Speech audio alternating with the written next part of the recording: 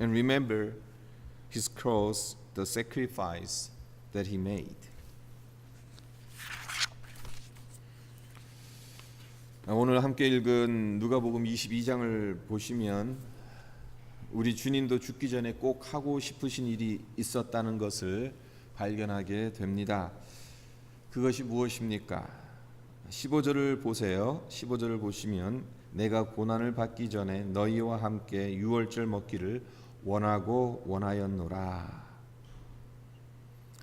제자들과 함께 유월절 만찬을 얼마나 하고 싶으셨으면 원하고 원하였노라 라고 두 번이나 말씀하고 있습니다. 제자들과 함께 있고 함께 식사하기를 간절히 원하셨던 겁니다. 성도 여러분, 하나님의 마음은 어떤 마음입니까?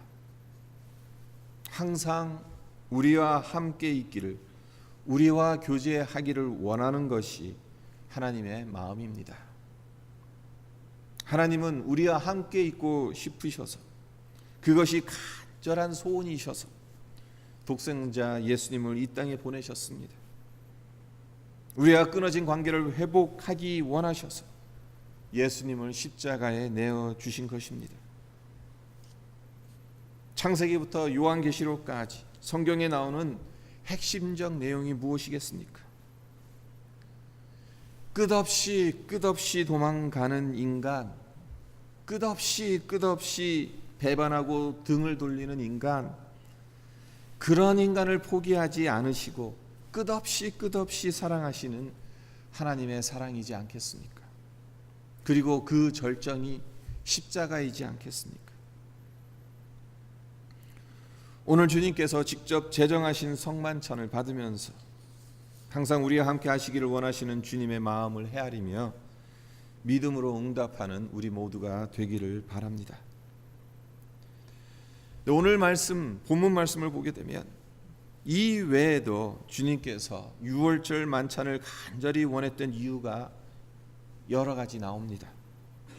이 시간 본문 말씀을 통해 그 이유를 살펴보면서 성만찬 안에 담긴 의미들을 되새겨보는 그런 시간이 되었으면 합니다. 오늘 본문에 따르면 때는 어느 때라고 합니까? 유월절 명절이라고 합니다. 예루살렘에 예수님께서 지금 올라오셨습니다.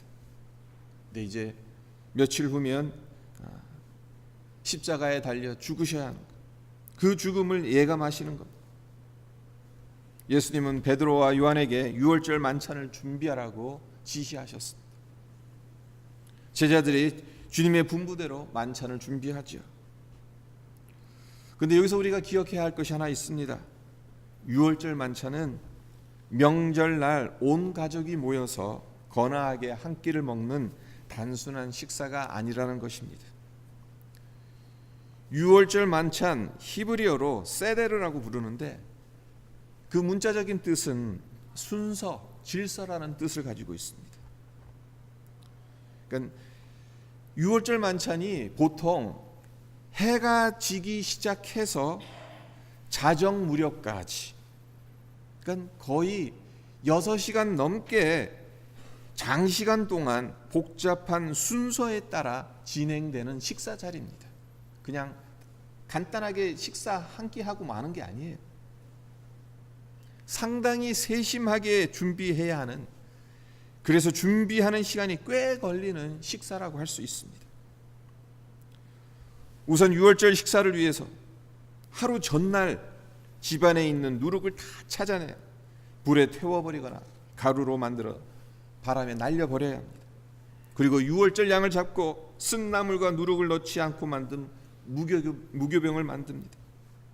그리고 식사가 준비되면 식탁에 앉은 사람들에게 포도주가 4잔씩 돌아가는데, 이 포도주는 식사의 순서를 구분짓는 이정표 역할을 한다고 합니다. 첫 번째 포도주를 따르고 축복문을 낭송하면서 유월절 만찬이 시작되는데요. 첫 잔을 마시고 손을 씻는 예식이 거행되고, 이어서 쓴 나물을 소금물에 찍어서 먹고 3개의 무교병을 포개서 가운데에 자른 후 접시에 올려놓습니다.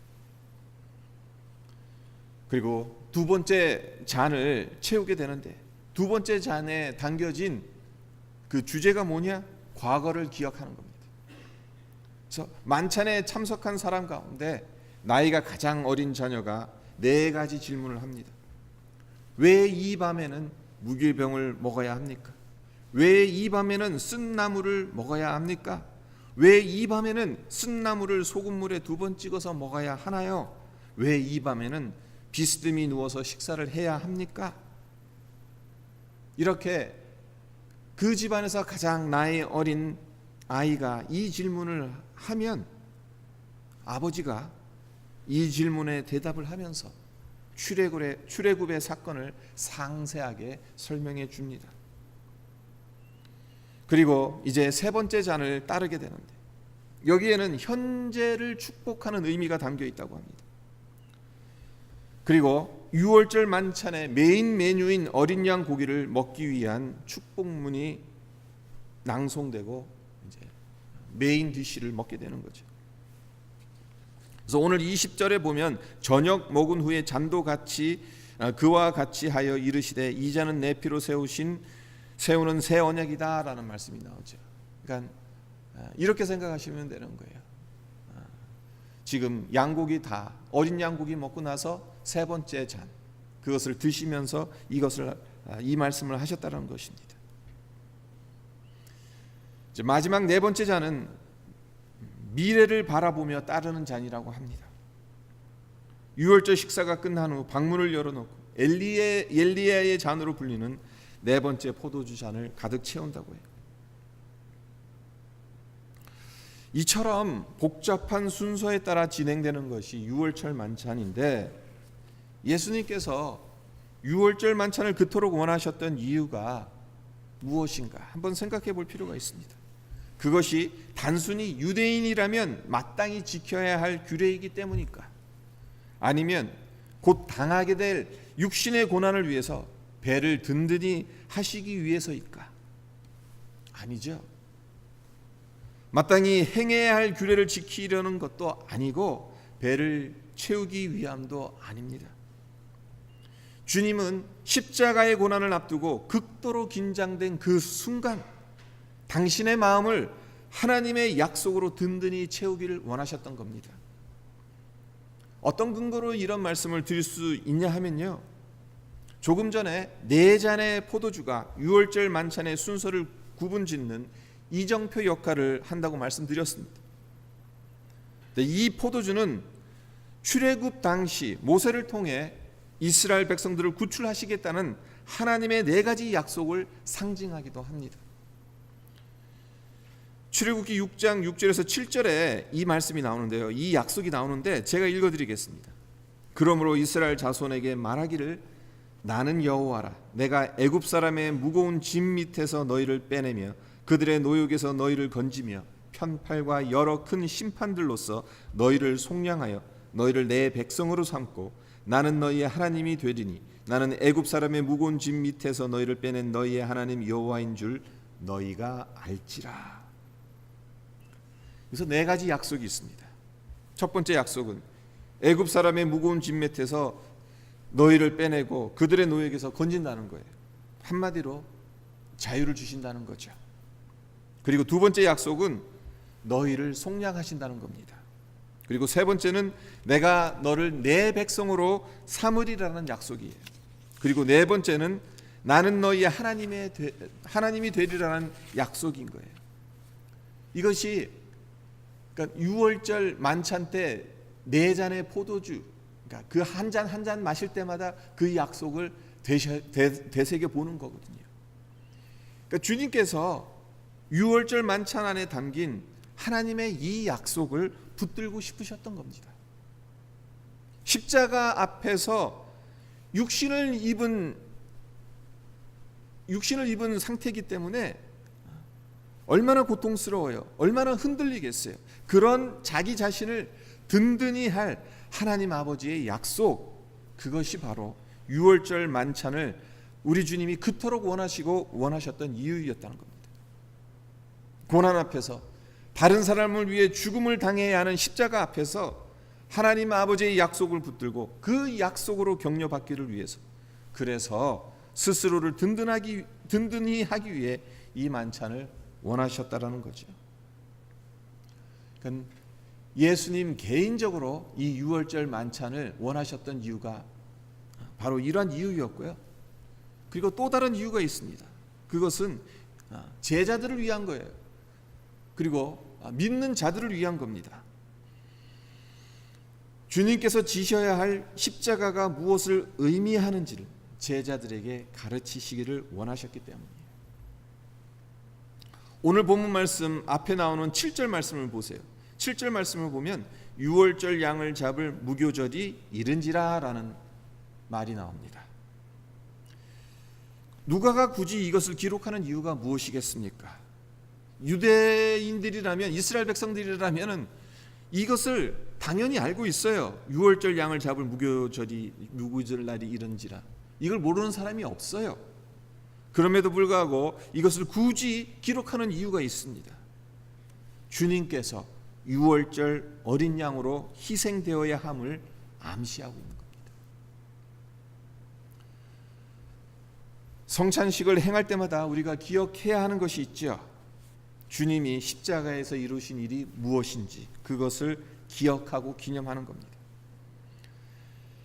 예수님은 하나님 아버지께서 그에게 요구하신 일, 세상의 죄를 짊어지는 일을 성취하셨습니다. 우리가 죄에서 자유로워졌습니다. 구원이 완성되어졌습니다. 성찬식은 다름 아닌 이러한 것들을 기억하고 기념하는 겁니다. 우리가 빵과 포도주를 먹고 마시면서 예수님의 살과 피로 대하는 것입니다.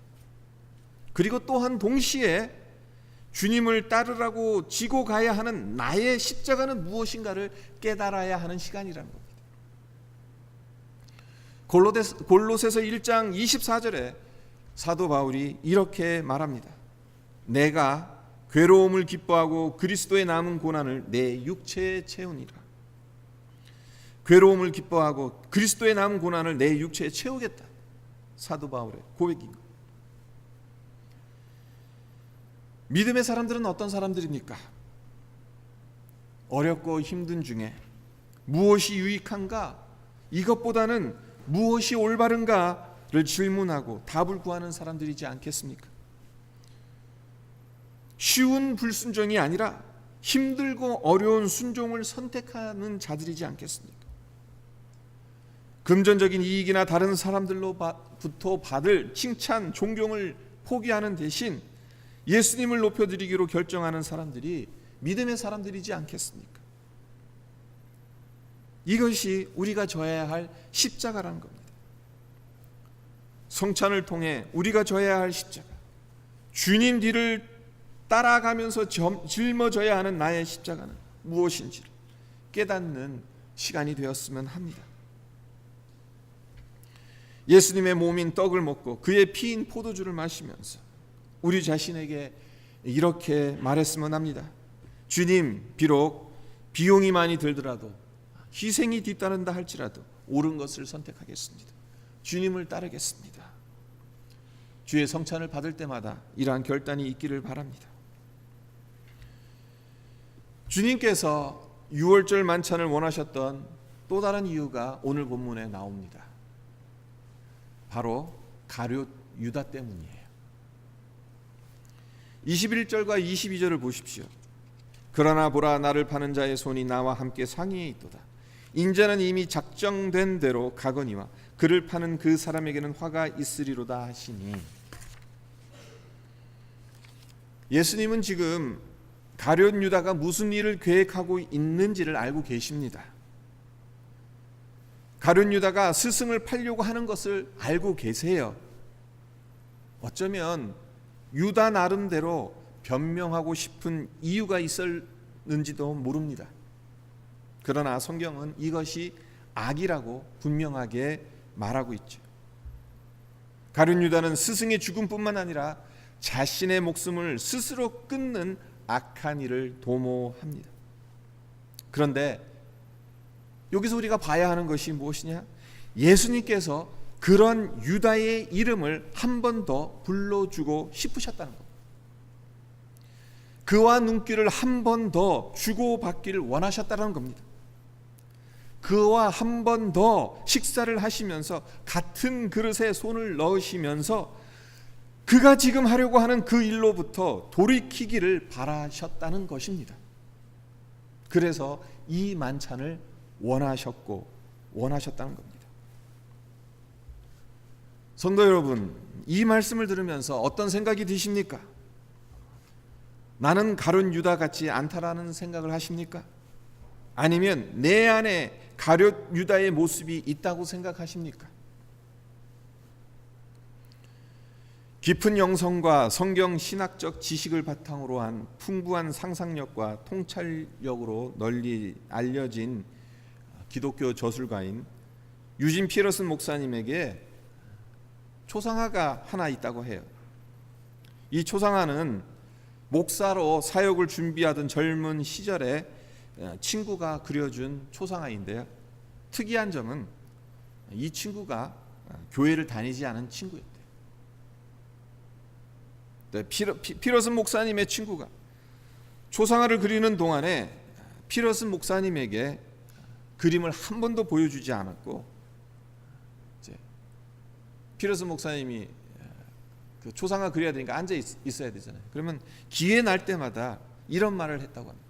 교회가 너를 망칠 거다. 그러니까 될 수 있으면 목회하지 말라는 거죠. 마침내 초상화가 완성됐어요. 그리고 그림을 보여줍니다. 자신의 초상화를 본 피러슨 목사님이 깜짝 놀랍니다. 그 이유가 무엇인가 하면 당연히 자기 자신의 얼굴이 그려져 있을 거라고 생각을 했을 거 아니에요. 지금 젊은 시절이란 말이에요. 그러니까 젊고 패기찬 얼굴이 그려져 있을 거라고 생각을 했는데 그 그림은 자신의 젊고 패기찬 얼굴이 아니었다는 거예요. 지친 기색이 역력하고 온통 주름으로 가득한 얼굴이 그려져 있었다는 겁니다. 당연히 피러슨 목사님은 그 그림을 좋아하지 않았습니다. 자기가 원하는 그림이 아니었습니다. 하지만 그럼에도 불구하고 그 그림을 수십 년 동안 잘 간직해 왔고 지금도 종종 그 그림을 본다고 합니다. 그 그림을 보면서 현재 자기의 모습을 그림 속의 모습과 비교해 본다고 합니다. 주님의 형상을 닮아가는 것이 아니라 초상화에 그려진 모습과 같이 시들어가고 있는 것은 아닌가? 한마디로 자신의 신앙을 그림을 통해 점검하는 것이지요. 그렇습니다. 저나 여러분이나 우리 모두는 언제라도 주님을 배반할 수 있는 연약한 사람들입니다. 우리 안에 유다의 모습이 있습니다. 주님은 이 성찬을 통해 우리의 이런 모습을 돌아보기를 원하시는 겁니다. 이제 곧바로 성찬식을 거행하도록 할 텐데요. 이 시간 주님의 살과 피를 상징하는 떡과 잔을 받을 때 우리와 함께 하시기를 간절히 원하시는 하나님의 마음을 헤아리는 시간이 되었으면 합니다. 또한 유월절 만찬 안에 담긴 하나님의 약속을 붙드신 주님처럼 성만찬을 통해 우리에게 약속하신 구원의 약속을 붙드는 시간이 되었으면 합니다. 그리고 주님 지신 십자가의 고난이 의미하는 바가 무엇인지를 깨닫고 그리스도의 남은 고난을 내 육체에 채우겠다는 믿음의 결단을 드리는 시간이 되기를 바랍니다. 또한 혹여 우리 안에 가룟 유다의 모습은 없는지를 돌아보며 우리가 제대로 신앙의 길을 걸어가고 있는지를 성찬을 받으며 점검하는 시간이 되었으면 합니다. 주님이 유월절 만찬을 원하시고 원하신 것처럼 우리도 간절히 이 성찬을 원하는 마음으로 참여하시기를 주님의 이름으로 축원드립니다.